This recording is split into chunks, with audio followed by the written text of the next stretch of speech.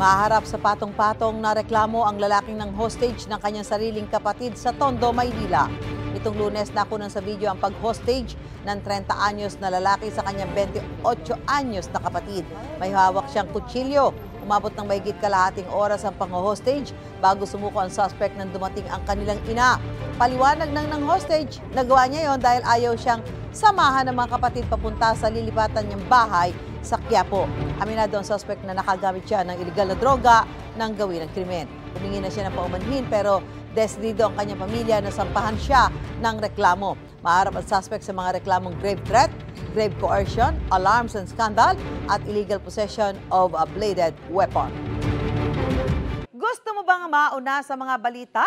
Mag-subscribe na sa GMA Integrated News sa YouTube at tumutok sa unang balita.